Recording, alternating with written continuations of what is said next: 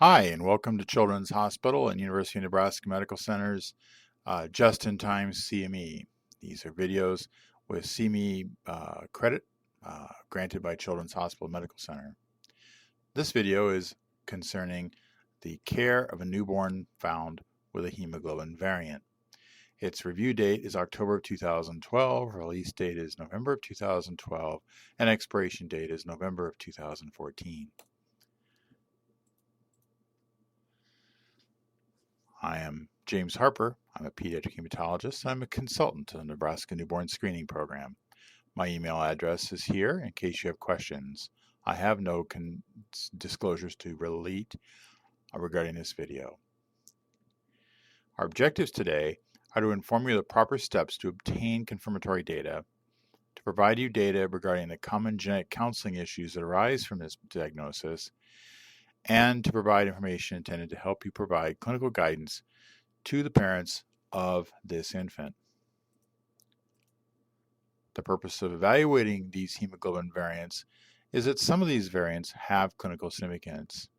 Some variants can result in tissue hypoxia either because of anemia or because they don't work as well as normal hemoglobin. Other hemoglobin variants may interfere with other lab tests. Examples of clinically important variants found here in Nebraska include hemoglobin Hammersmith, which is a hemolytic anemia, and hemoglobin J Baltimore, which is a hemoglobin that will interfere with hemoglobin A1C measurements. So testing in the newborn period starts with the newborn screening test, which the baby's already had. The next step is the newborn screening hemoglobinopathy confirmation, and this is called the neonatal hemoglobinopathy confirmation test and can be ordered through the UNMC Regional Services Lab. In later life, if you inherited this child from someone else or you are investigating their parents, the correct workup is the CBC and retic count, a ferritin, and hemoglobin electrophoresis. These can be arranged through the UNMC Regional Lab, Mayo, or any of the other standard reference laboratories. Interpretation of this result most commonly is going to show an FAV pattern in which you have normal fetal and adult hemoglobin, which account for the great majority of the baby's circulating hemoglobin at the moment, and then this is typically a variant trait. FV is when you have only fetal and variant hemoglobin. This would be in a term baby either a homozygous variant, not a trait, or a laboratory error. In a premature infant, this could refer to a gamma chain variant, which of course would have no clinical significance beyond infancy. So where can I go for information on these? If you Google Genes R Us and you note the website listed here at the bottom of the page, you can find the National Newborn Screening and Genetics Resource Center. This is a free site that's supported by the National Newborn Screening and Genetics Resource Center in Texas. And from this, you can find the ACT sheets from the American College of Medical Genetics, and you may well have received one of those from the newborn screening program already. You can find general resources such as links to state programs or professional organizations. You can find a history of newborn screening, state contacts, genetic services links, and so on. Additionally, education materials for parents are available through this site. This is an example of the American College of Medical Genetics ACT sheet for the newborn screening pattern FAV. This is a hemoglobin variant carrier or trait diagnosis, and this would be consistent with a beta hemoglobin trait other than sickle cell hemoglobin and would be a benign, generally, carrier state. The ACT sheet will give you recommendations regarding what to do now, and then diagnostic evaluation and clinical considerations. It will also give you links to other national reference websites. So recommended actions for a newly discovered newborn. you should take the following actions today. You should contact the family to inform them of the screening result and to reassure them that these individuals usually do not have clinical problems. You should do a complete blood count and reticulocyte count now, and then repeat it 6 months. If the child is anemic for age, they need to be seen by a pediatric hematologist. If not, then they may need to see a hematologist or a geneticist, depending on what their variant profile shows.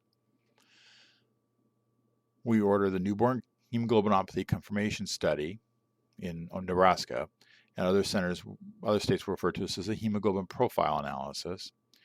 And we offer families referral for genetic counseling and evaluation, as well as for hematologic evaluation.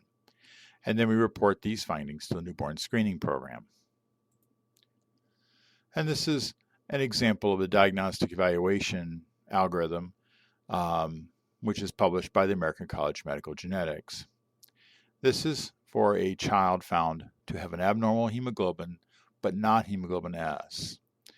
If you'll notice that the first step is to confirm the result, and if this has already been done, then you follow the trail for FAV, and we do a CBC. If they're anemic for age, then they're likely to have a hemoglobinopathy, which has a significant risk of ongoing anemia, and therefore they need to have a treatment plan established quickly. If they are not anemic for age, then no further testing is required, but further family genetic counseling is offered. The parental testing should also be done. These variant hemoglobins oftentimes have no meaning in terms of clinical impact on either the baby or the parents, but some of these may interfere with other lab tests, most famously interfering with either interfering with hemoglobin A1C measurements, and may either result in erroneous high results or erroneous low results. And therefore, given the frequency at which hemoglobin A1C measurements are undertaken, it's likely that a parent who has such a trait will end up with ongoing issues of their A1C measurement data, which could ultimately be harmful to them. These variant hemoglobins are inherited in an autosomal manner, meaning that there is no gender difference. In this example, the affected mother passes it on to half of her children. Both boys and girls are equally at risk. Reference sources for these variants can be had online or in person. Hemoglobinopathies that are previously studied are listed in a large database it's called HBVAR, and this is a website supported by Penn State University and has some online utility. Additionally, PubMed or Online Mendelian Inheritance and Man or Gene Tests or GeneReviews.org would be other online sources. In Nebraska, genetic consults are available through the number 402-559-6418. Hematology consults are available at Children's University at 402-559-7257. So guidance for parents. Children with variant hemoglobins are most commonly unaffected. Clinically important variants warrant referral to a pediatric hematologist, and we'd be happy to see them for any of the variants, although it's unnecessary. Phone consults oftentimes are adequate, and we're happy to arrange those. For those variants that affect other labs, though, documenting the parental status is helpful both in family planning as well as the parent's personal health. And in that regard, write this down, whether it's a clinically important variant or not, in the child's baby book. Make sure that's documented so that when that child is older and having their own family, they'll know what their situation is.